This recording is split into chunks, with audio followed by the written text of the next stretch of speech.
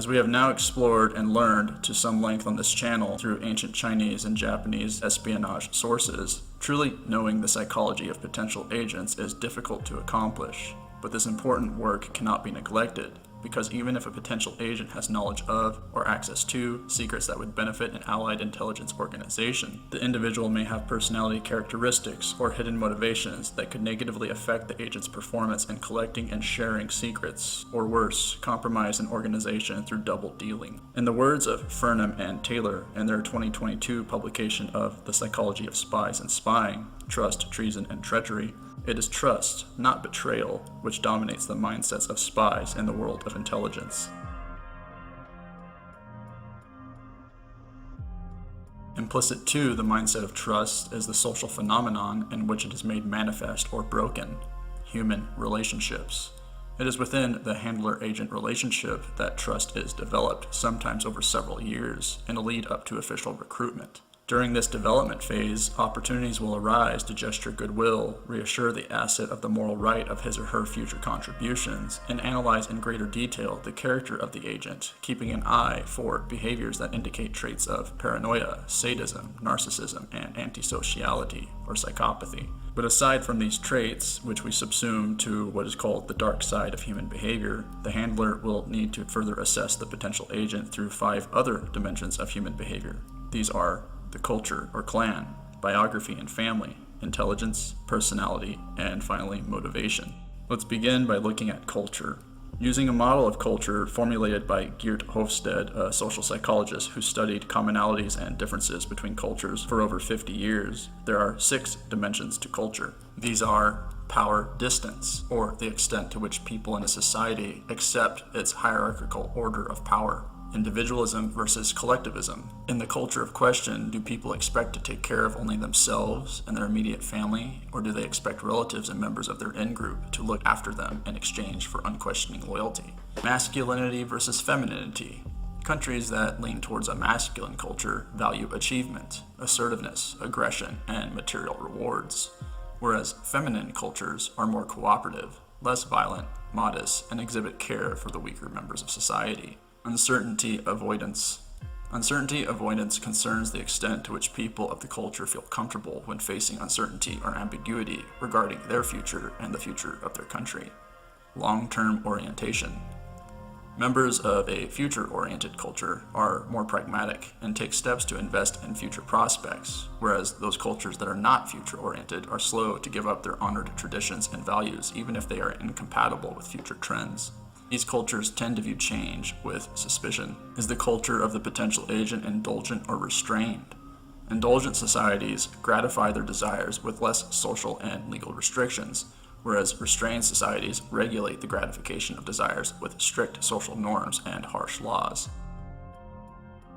An agent handler's assessment of the family or biography dimension of agent behavior takes into account the factors of where and when the agent grew up, the ancestry or lineage of the family, the agent's career and education, early life crises and misfortunes, with special interest in whether and how these crises were resolved. Misfortunes are of special interest to the assessor because these events, such as the death of a parent, witnessing war, terrorism, abandonment, abuse, divorce, sickness, or an atmosphere driven by substance abuse, can make or break a person. They can either make the individual stronger or influence the development of antisocial traits. Gaining information about these misfortunes will likely come later in the agent-handler relationship during the development phase, as trust is gained.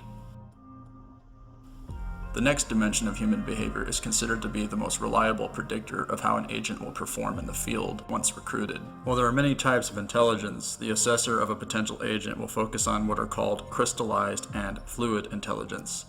Fluid intelligence is fixed, generally, and represents the individual's power of reasoning and information processing. It is associated with IQ. Fluid intelligence peaks in one's 20s and influences one's ability to perceive relationships, gain new knowledge, and navigate unfamiliar problems. Crystallized intelligence, on the other hand, increases with age through experience. It consists of skills that have been honed during one's lifetime. Potential agents with high crystallized intelligence will have a wider knowledge of a subject and can extract information from other experts. They tend to remember more of what is learned in the field. whereas high fluid intelligence shows up in an agent in a capacity to quickly learn new subjects and solve problems rapidly. The average IQ score is 100, with 95% of the population scoring between 70 and 130. High fluid intelligence is associated with higher IQ, whereas high crystallized intelligence is not necessarily represented by an IQ score. Agent handlers may not have the opportunity to test the IQ of a potential agent, so other means of assessing intelligence should be devised. Some tasks will not require high intelligence, whereas others, like extracting information from a subject matter expert, may require someone with strong crystallized intelligence and familiarity with the subject at hand, as well as excellent memory. The intelligence of the agent is relevant to what kind of access the person has to protect its secrets. Personality. The Big Five model of personality traits describes an individual through the traits of introversion, extroversion, stability, neuroticism, agreeableness, toughness, open, closed, conscientious, or disorganized. Extroverts are outgoing, active, and prefer to be around people, whereas introverts are reserved, serious, and prefer to be alone or with a few close friends. Neurotics are sensitive to their environments and people. They are hyper-aware of danger, whereas those that are stable are secure generally and relaxed even in stressful situations. A person that is open to new experiences. They have many interests, and they can be quite imaginative, whereas someone who is closed is down to earth, pragmatic, traditional, and set in their ways. Agreeableness refers to how well-liked people are, compassionate, sympathetic, good-natured, and choose cooperation over conflict. A tough individual, however, is hard-headed, skeptical, proud, competitive, and can express anger directly. A conscientious individual is self-aware, well-organized, sets high standards, and then strives to achieve goals, whereas a disorganized person doesn't like to make plans, can be careless, easygoing, and outwardly is disorganized. Now, before we can pull the findings of the previous dimensions into a basis for ascertaining an individual's motivation to spy for the handler, we should look again at the dark side of personality. The primary traits to keep an eye out for are psychopathy, narcissism, and paranoia. Narcissism is a disorder of self-esteem. It's a cover-up for a small self-concept. They tend to self-destruct because their self-aggrandizement blinds their judgments and perceptions. They are known to exploit others to get ahead, yet demand special treatment. Their reactions to criticism can be extreme, ranging from rage, shame, and temper tantrums. They try to destroy criticism, even if it is well-intended. The upside of narcissists is that they can be visionaries and crucial in crisis situations, as they know how to take dramatic action to achieve objectives, gain power, glory, and admiration from others. They can see the big picture of their situation and thereby take risks even if they go against rules and laws. Those with psychopathic traits view others as sources of favors, promises, money, and other resources. They are self-confident to the point of perceived invulnerability, and they have an air of daring that others find irresistible. The upside is they can be attractive to others. Paranoids are supervigilant. Nothing escapes their notice. They're obsessed with maintaining their own independence and freedom. Their distrust and suspiciousness of others is at work in their lives all the time as an abiding characteristic. They're constantly questioning the motives of others and tend to view the potential motives of others as malevolent all the time. Though they are slow to trust, they can become loyal friends. They can be courageous because they are certain about their own positions. Paranoids also can offer great insights into the agendas of others that are often missed by surface-level examiners. However, too much paranoia can be destructive to intelligence work. A moderate dose is beneficial. The motivations of a potential agent to spy against his or her organization or country are hard to pin down with at least a cursory assessment of the preceding dimensions of behavior. However, once personality, biography, culture, and intelligence details are filled in, a clearer picture of the reasons an individual will spy for the handler starts to emerge. Whatever the reasons, Furnham and Taylor advise us that most agents will have experienced a form of disenchantment that impacts their rationale for loyalty to their organization and country. They may feel alienated or experience utter disillusionment with a previously held ideology that sends them down a path to get back at others or change a political system that is now viewed through a shifted lens. We will address the motivations in the next video.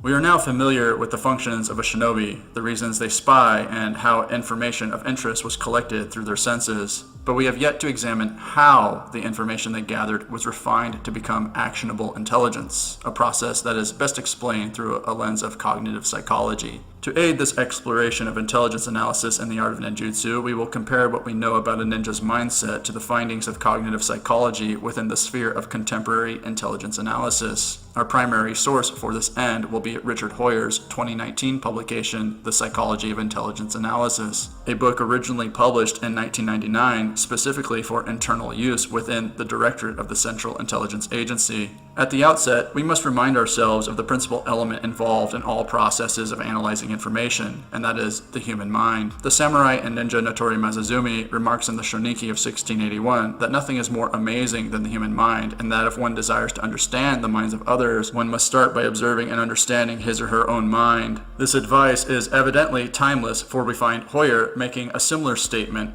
quote, "Intelligence analysts must understand themselves before they can understand others." The point of divergence between Hoyer's statement and his work for the CIA and Masazumi's Shinso no Kodo, or a ninja's way of reading minds, is found in the particulars of what CIA analysts or ninjutsu students should believe about the nature of the human mind. One perspective is heavily influenced by superstition and religious cosmology, whereas the other is couched in experimental methodologies of science. I will let you guess which is which. Hoyer remarks that contemporary analysts and people in general create mental models or mindsets that are naturally riddled with bias, but are nevertheless used to help us construct reality in a way that makes sense. Mental models serve as frameworks through which we judge incoming sensory inputs and categorize information. The mental model of a shinobi was influenced by religion, superstition, and occult knowledge that led one to believe that the true nature of the mind could be found in 7 principal emotions imparted to humans by heaven, or the primary principle of the universe, which is a Taoist belief. This mindset maintains that the core or soul of a person is expressed by one of these 7 emotions: anger, love, sorrow, greed, evil, delight, and pleasure.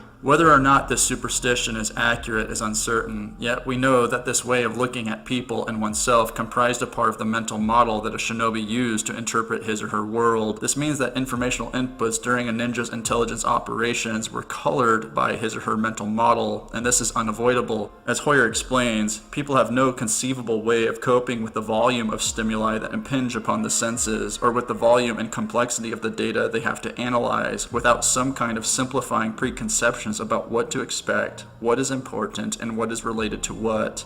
Although mental models tend to contain bias, it is impossible for us not to have one. It is important to keep this in mind whenever we try to understand the psychology of a shinobi, for their manner of thinking and processing stimuli in their world was influenced by a language, culture, customs, and a time period that is foreign to us, as well as unknown unknowns that are not responsive to historical assessments. All of this impacts their mental model. However, when we examine the extant texts that speak of what they did, we do know that the rudiments of reasoning were present in the art of ninjutsu, as well as the application of basic truths about human psychology. This is evidenced by Volume 4, for example, of the Shinobi Hiden, written during the 16th century. It says that when among Bushi warriors, it was advised to only talk about Sono Kashoku no Buge, or the martial arts, family, and heroic warriors, and observe what was criticized or responded to favorably by the person the shinobi wanted to target for further intelligence gathering. How the warrior responded was said to provide insight into the warrior's mindset, the psychological truth here being that what an individual dislikes or expresses enthusiasm for are indeed indicators of what the person's mind is like. Regarding the rudiments of reasoning, we find within the skill of Au Awazu that shinobi would compare what was furtively overheard from conversations between enemy spies with what was said about the same subject by other people within the province, thus evincing the analytical behavior of checking with multiple sources before making judgments about the veracity of the information. It is basic to modern intelligence analysis that one reserves judgment about incomplete information in order to avoid errors. However, accurate perception is most difficult under exactly the circumstances that intelligence analysis is generally conducted, dealing with highly ambiguous situations on the basis of incomplete information that is processed incrementally and under pressure. In these circumstances, the potential for errors in judging information results from our inaccurate perception, which is influenced by largely unconscious thinking processes that are rooted in our mindsets. Mindsets which are influenced by culture and preconceptions. A classic experiment demonstrating the impact of expectations on perception involves playing cards, some of which were modified to depict black hearts and red spades. When the cards were flashed rapidly on a screen in front of participating subjects who were tasked with identifying them, the participants identified the normal cards more quickly and accurately than the anomalous cards. The test subjects were not made aware of the existence of the modified hearts and spades until after the test. Even with an awareness of the existence of these modified cards, subsequent tests did not show an improvement in the speed of the subjects in identifying the modified cards correctly, which demonstrates that deeply entrenched expectations of how reality is constructed, such as black spades and red hearts, influence our perceptions even when we have awareness of data that do not align with our preconceptions. This experiment also demonstrates that perception is an active process. We must process the information we take in with an active and discerning mind. Hoyer remarks that patterns of expectations tell analysts subconsciously what to look for, what is important, and how to interpret what is seen, thus creating a mindset that will predispose them to thinking in certain ways. The Oxford Companion to the Human Mind regarding perception tells us that by looking inward with introspection, we seem to know that perceptions are made up of sensations. Although, from the findings of physiological and psychological experiments, it has been denied that sensations are actually the data of our perception. In fact, the actual data of our perception are comprised of neural signals from what are called transducer senses, analyzed by parallel channels to generate immediately useful predictive hypotheses, which then become our perceptual reality of the object world. Our stored knowledge and assumptions actively affect even the simplest of perceptions, such as the rumbling sound in the distance that is identified as thunder, not from the sound itself, but the pairing of language and experience with a darkened sky and the sound we hear.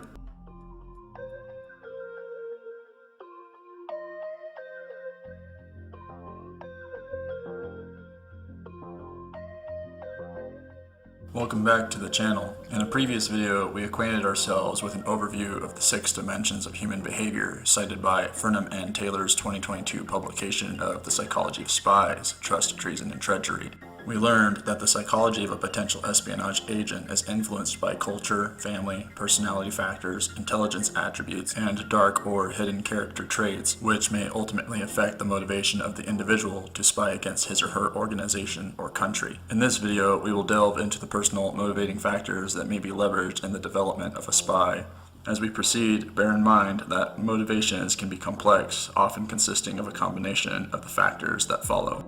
Ideology. Webster's Ninth Collegiate Dictionary defines an ideology as visionary theorizing and a systematic body of concepts, especially about human life and culture. It is a manner and content of thinking characteristic of the individual, his or her group, and consists of integrated assertions, theories, and aims constituting a socio-political program. In short, an ideology is a system of beliefs about why the world is the way we perceive it, accented with our political convictions and religious orientation. There are many ideologies with myriad degrees of idiosyncrasy attached to them. However, they can, for the most part, be conveniently organized on what we call a left-right continuum. According to Martin's 2016 text, Understanding Terrorism, the origin of this left-right continuum is found in the French Revolution of 1789, wherein the National Constituent Assembly of the time, convened to represent the interests of the social classes, organized attendees by the type of change in the political system that they supported. On the left of the assembly sat those who wanted radical change and/or complete reorganization of French society, whereas those who sat on the right were interested in slow change or none at all. Thus, we now categorize ideologies of the left as radical and typically democratic, and on the other end of the continuum, we have tradition preservers favoring limited governments. Of course, this is an oversimplification, but you get the idea how this continuum works. Ideologies of the political left include anarchism, Marxism, socialism, and communism, whereas on the right, we have imperialism, capitalism, conservatism, and fascism. As we move to either extreme of this left-right continuum, the views expressed become ever more intolerant of opposing viewpoints, and extreme action therefore becomes more likely. Case examples of ideologically motivated, espionage-mediated treason include the Cambridge spy ring, Oleg Penkovsky, Dmitry Polyakov, Arkady Shevchenko, and Oleg Gordievsky. In the case of the Cambridge spy ring, named after Cambridge University, where the potential agents were recruited to work on behalf of the Soviet Union, members were convinced that the Marxist-Leninist system was superior to their own British political system, and therefore sought to aid Marxism by taking up careers in various branches of the British government, where they would have access to intelligence of interest to the Soviet Union. The Cambridge spy ring operated from around the 1930s to the 1950s, and none of its known members, including Anthony Blunt, Guy Burgess, John Cairncross, Donald McLean, and Kim Philby, were ever prosecuted. The Russian agents Penkovsky, Polyakov, Shevchenko, and Gordievsky turned to the CIA or FBI as they learned to reject the realities of Marxism. The takeaway here is that agent handlers can leverage their understanding of a potential agent's sympathies for or aversions to certain ideologies during the agent development phase. Beliefs are powerful. One may learn to manipulate an individual if the beliefs of the target are understood. It is arguably a constituent of human nature to crave power and the things instrumental to gaining it, money being chief among the material incentives to motivate agents, even as far back as the time of Sun Tzu, as is evidenced by his 13th chapter of The Art of War, which advises commanders to provide the highest material rewards possible to spies for the intelligence they provide. From a psychological standpoint, money represents security, independence, power, love, and the means to attain one's dreams. Even for the poor or ascetically inclined, a want of money is to be observed at some point for the materials and experiences it can purchase, from the need for food to alcohol imbibed to stave off anxiety or an apartment with a warm bed to sleep in. Money is, in our contemporary material-oriented society, the principal means to establish a basic sense of security in one's life. Seldom it is that people ever wish to possess less of this intrinsically worthless mediator of acquisition. The rule in personal preferences among humans is that an individual tends to desire more of this resource, and if one is greedy, there is no limit to how much money one wishes to gain. Aldrich Ames, the infamous double agent who sold out his country to satisfy the voluptuous and expensive tastes of his wife, once said, "I knew quite well, when I gave the names of our agents in the Soviet Union, that I was exposing them to the full machinery of counter-espionage and the law, and then prosecution and capital punishment." But he didn't care about the effects of his actions on the lives of those he exposed, not as much as he did about the $50,000 he received here or another large payment there in exchange for what constituted a treasonous betrayal of trust. He said, "When I got the money, the whole burden descended on me and the whole realization of what I had done, and it led me then to make the further step, a change of loyalties." And he did so, all for money. Well, money to keep his wife happy anyway.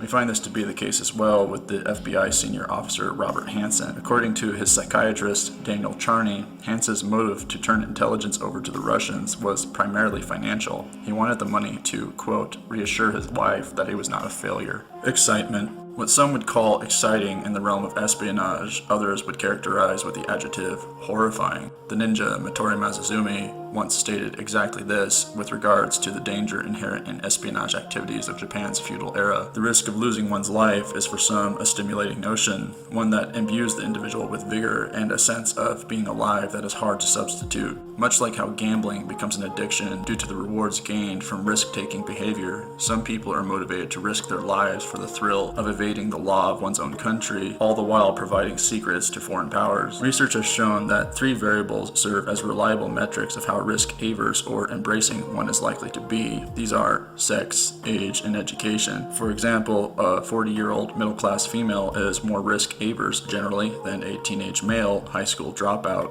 On the whole, males take more risks than females, and the older you are, the less risks you tend to engage with. Other variables that factor into one's acceptance of risk include personality and occupation. Typically, extroverts are more inclined to risk-taking behavior than introverts, and those potential agents with a background in hazardous occupations may be more comfortable with life-threatening risk than those without. Risk itself can be broken up into 2 categories, hot risk and cold risk. Hot risk refers to situations wherein the decisions made have immediate and possibly life-threatening feedback once executed, like in bomb disposal scenarios or the deployment of special forces to hostile environments, or even gambling with one's entire life savings. Cold risk refers to situations where decisions have ramifications for the long term and the distant future, such as an opening move in a chess game, or implementing a strategic initiative to deploy assets in the field only when certain intelligence requirements have been met. Those that are averse to risk may require more time and intelligence to act in hot risk environments, possibly missing opportunities or winding up paralyzed with inaction, whereas those comfortable with hot risk situations can make quick decisions with minimal intelligence, using the feedback of the environment to inform the decision-making process. Synoptically stated, those who spy for the thrill of it obviously embrace risk. This can be beneficial or detrimental depending on the context of the situation. This concludes our overview of motivating factors to spy against one's country or organization. If we had to point to one motivating factor as being the most common, it would likely be money, as it has consistently been shown by publications such as the U.S. Department of Defense's Berserk report on the expanding spectrum of espionage to be the chief factor that motivates individuals to spy against their country. Though disgruntlement, coercion, and ego have featured in a variety of double agent cases, money, ideology, and the promise of excitement continue to be the main reasons why people commit treason.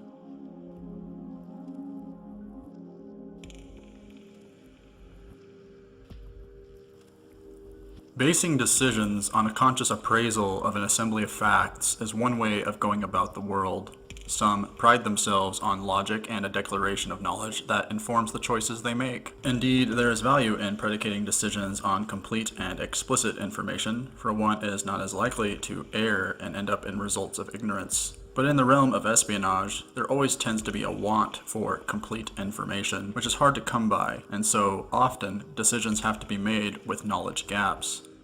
In these situations, conscious thinking is not as prominent as what we call intuition or decision-making without conscious reasoning.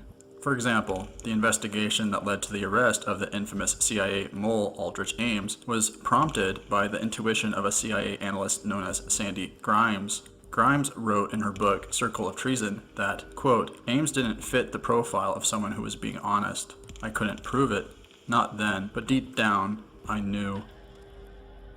Suppose an agent must make a decision based on available information, but there is a pervasive feeling that something is amiss, and it antagonizes the confidence in the decision, which, on the surface, is perfectly logical and flows from the facts.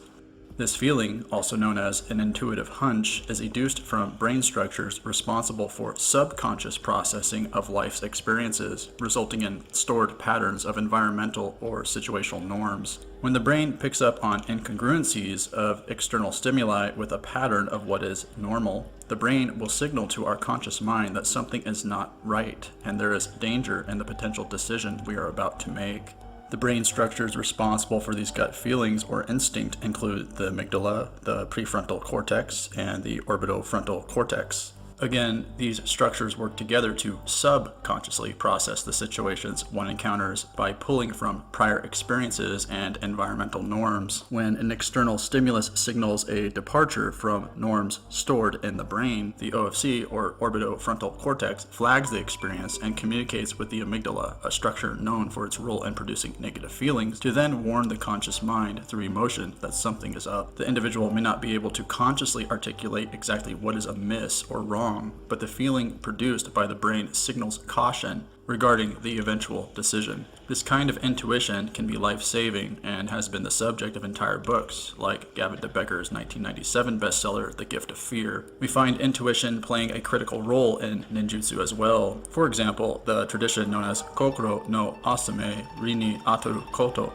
states that if you manage to refrain from advancing, even when the situation urges you to do so, and you know you should stop because you feel it inappropriate, this is because of your strong spirit. But what the shinobi would judge as resulting from a strong spirit, neuroscience would connect to the PFC, the anterior cingulate cortex, the amygdala, and the OFC. A 2019 study of the Neuroimage Journal by Krall and others, titled Impact of Short and Long-Term Mindfulness Meditation Training on Amygdala Reactivity to to emotional stimuli, found that meditation practices, such as those we know were practiced by shinobi, led to enhanced connections between the amygdala and the prefrontal cortex, thus permitting a greater control of negative emotions communicated by the amygdala. Essentially, this means that a shinobi likely exhibited a greater calm under extreme stress through cognitive control of emotion that was enabled by his meditation practices. Now, respecting a ninja's ability to detect deception through observation of body language, we find the OFC also plays a critical role in this. For example, Rez, Frith, Passingham, in a 2004 study published in the Journal of Neuroscience entitled Brain Mechanisms for Inferring Deceit in the Actions of Others, aimed to identify neural events that mediate people's perception that they are being deceived. The study involves deliberately deceiving observers by using actors who were directed to fake how heavy an object was that the observers, who were hooked up to brain imaging equipment, would watch the actors then carry. The observers would judge the weighted carry as deceitful or true upon watching it. The results were that deceit was detected at a rate higher than chance, and when it was detected, the brain structures that lit up included the orbitofrontal cortex. According to the study, judging deception may be thought of as a two-stage process.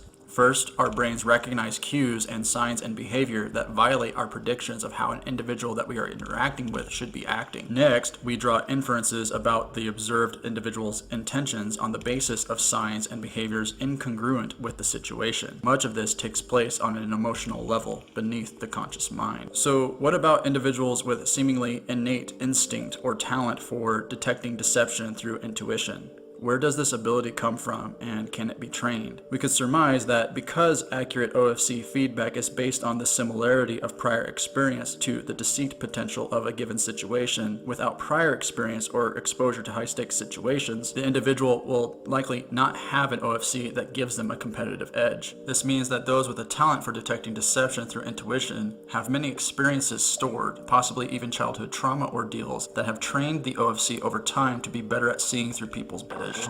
We can therefore also conclude that we can train people to be human lie detectors, not just by having them learn what signs to look for, but by repeatedly putting them in training simulations that entail the imprinting of patterns on the brain that will subconsciously signal a break from what is standard or on the up and up. This is all to say that if you get lied to or duped a lot, the brain remembers this, and you might be wiser for it in the long run, as it preserves a record of situations where this deceit occurred, allowing you to intuit in future situations when deceit might be present.